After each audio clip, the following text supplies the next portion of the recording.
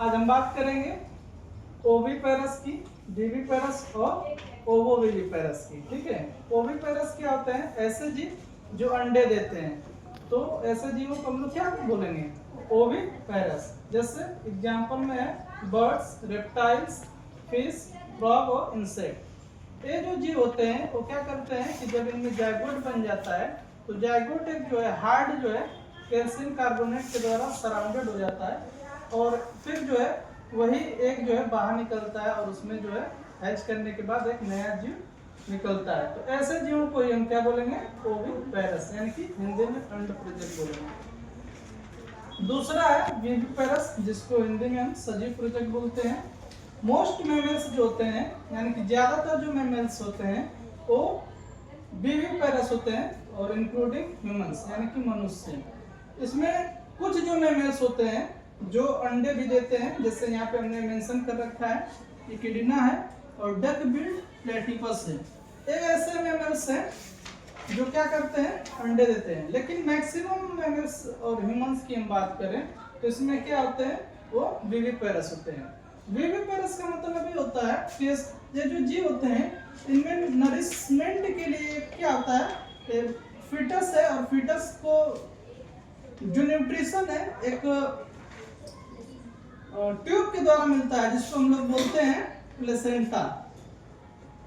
Placenta, ठीक है। तो प्लेसेंटा के थ्रू जो है मदर से जो है इस डेवलप बेबी को जो है न्यूट्रिशन मिलता है और जो भी वेस्ट प्रोडक्ट होता है इसके थ्रू एक्सचेंज होता रहता है। ठीक है, तो ज्यादातर जो मेमल्स हैं वो विविपेरस होते हैं, लेकिन कुछ ऐसे भी मेमल्स हैं जैसे एकिडिना और डक बिल्ड प्लेटिपस क्या होते हैं? वो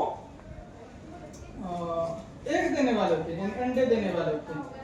अब इसमें अगला एक टर्म है ओवोविविपेरस, यानी कि पहले उसमें अंडे बनते हैं और फिर उनसे जो है जो बॉडी होती है फीमेल की उससे जो है नए जीव का यानी कि यंग वंस निकलते हैं, जैसे शार्क्स हो गई और दूसरा है हमारा स्कॉर्पियन।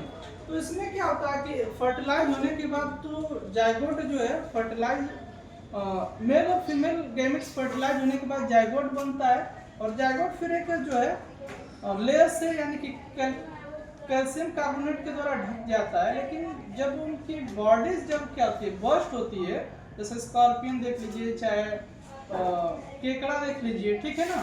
तो उनके शरीर में क्या होता है?